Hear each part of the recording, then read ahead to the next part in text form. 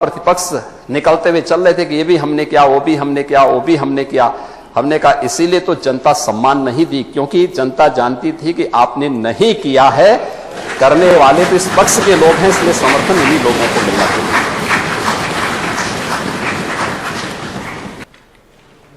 कि नजर नहीं है, नजारों की बात करते हैं, जमी पे चांद सितारों की बात करते हैं।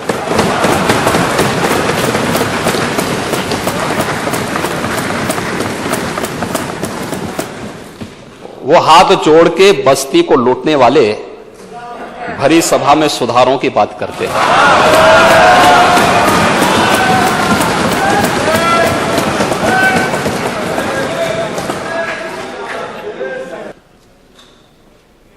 एक मनीषी ने कहा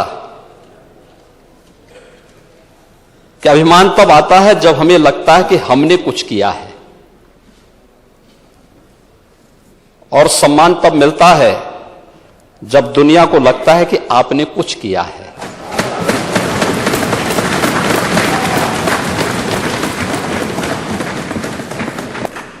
मैं धन्यवाद दूंगा शिवपाल जी को कि उन्होंने भी अपनी विधानसभा सीट पर जाकर के युवाओं को वहां पर टैबलेट और स्मार्टफोन का वितरण किया, और भी अन्य मान्य सदस्य भी वितरित करें। उनके विकास की सभी जगह गए हैं, पहल करना पड़ेगा। 1 करोड़ युवाओं को भी वितरित किया जा रहा है। हर स्नातक प्रास्नातक युवाओं को टैबलेट और स्मार्टफोन वितरित होने की प्रक्रिया के साथ जुड़ा है। 12.5 लाख युवाओं को अब तक दिया जा चुका है। सेमीकंडक्टर की कमी के नाते प्रोडक्शन जो मैन्युफैक्चरिंग होनी चाहिए उसमें थोड़ी समस्या आ रही है, लेकिन जैसे जैसे बढ़ रहा है यूपी उसको लेकर के अपने यूथ को उसे उपलब्ध करवाने का काम भी कर रहा है, और उनकी ट्रेनिंग, बेहतर ट्रेनिंग के कार्यक्रम के साथ भी इस अभियान को आगे बढ़ा रहा है। उत्तर प्रदेश के अंदर कानून व्यवस्था की स्थिति को बेहतर बनाने के लिए कभी पीएससी बल की बड़ी भूमिका होती थी। एक साजिश के तहत 54 कंपनियां समाप्त कर दी गई, उसका गठन ही नहीं होने दिया। पीएससी होती तो क्या मुजफ्फरनगर में महीनों महीनों तक कर्फ्यू रहता? पीएससी होती क्या बरेली में कर्फ्यू रहता? लेकिन पीएससी की यूनिट जितनी कंपनियां थी उनको एक एक करके बंद किया जा रहा था। भारत सरकार कह रही है स्वच्छ भारत मिशन, और नेता प्रतिपक्ष कह रहे थे कि आप लोग शौचालय बनाने में एक्सपर्ट हैं। हां, क्यों नहीं, ये महारत हासिल है हम पे, हम लोगों ने किया है। क्योंकि शौचालय हमारे लिए केवल एक गरीब के घर में उसकी गरिमा की रक्षा करने का ही माध्यम नहीं बना था, बल्कि बहन बेटियों की सुरक्षा का भी माध्यम और उनकी गौरव को बढ़ाने का भी माध्यम हमें मिला। मीठा मीठा गप और कड़वा कड़वा थू, ये जो प्रवृत्ति है ना, ये बड़ी विचित्र सी स्थिति पैदा कर देता है। और बड़ी चालाकी के साथ हमारे नेता प्रतिपक्ष निकलते हुए चल रहे थे कि ये भी हमने किया, वो भी हमने किया, वो भी हमने किया। हमने कहा इसीलिए तो जनता सम्मान नहीं दी, क्योंकि जनता जानती थी कि आपने नहीं किया है। करने वाले तो इस पक्ष के लोग हैं, इसलिए समर्थन इन्हीं लोगों को मिलना चाहिए। सरकार युवाओं के लिए और उनके भविष्य के लिए पूरी तरह सजग है। उत्तर प्रदेश का युवा पहचान के संकट से बाहर आ चुका है, देश और दुनिया में अपनी प्रतिभा का लोहा मना रहा है। आज वो जहां कहीं भी जाएगा, अब उसके सामने कोई संकट नहीं है, यहां भी नहीं है। हमारी सरकार एक परिवार कार्ड जारी करने जा रही है, कल बजट में उसका चर्चा भी हुई है। हर परिवार के एक नौजवान को नौकरी, रोजगार अथवा स्वतः रोजगार के साथ जोड़ने की कार्रवाई है। मंत्रिमंडल में इस पर चर्चा हो चुकी है।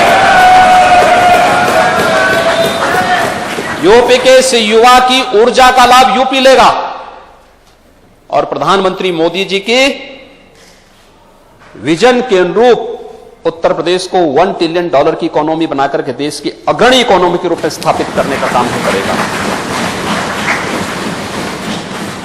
महोदय, अन्नदाता किसानों के बारे में बहुत सारी चीजें कही गई। इतनी बातें कही गई, इतनी बातें कही गई, इतना गुमराह करने वाली बातें होती थी, ऐसी बातें होती थी।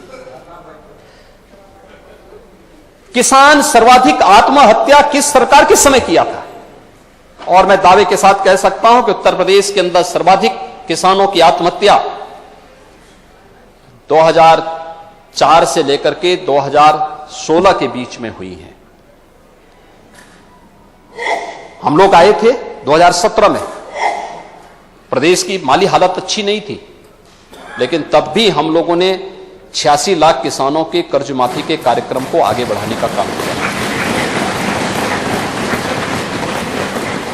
धान और गेहूं क्रय की एक पारदर्शी प्रक्रिया को आगे बढ़ाने का काम किया। महोदय, मैं एक कुछ आंकड़े यहां प्रस्तुत करना चाहूंगा। इसकी खासतौर पर बहुत महत्वपूर्ण इसलिए है कि 2012 से लेकर 2017 के बीच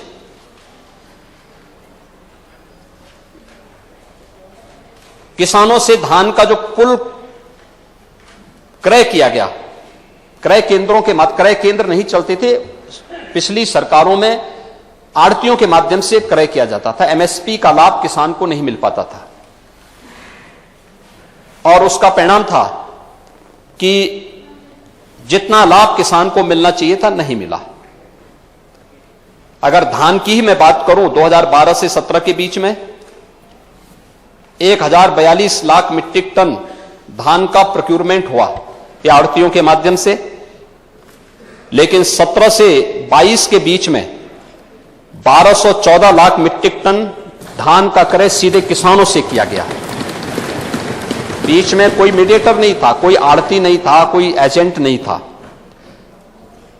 समाजवादी पार्टी की सरकार के समय धान का जो कुल भुगतान किसानों को किया गया, वह किया गया था उस पीरियड में 5 वर्ष के उस कालखंड में 12,804 करोड़ रुपए, और भारतीय जनता पार्टी सरकार के समय में 5 वर्ष के 17 से 22 के बीच में भुगतान किया गया 40,158 करोड़ 90 लाख रुपया।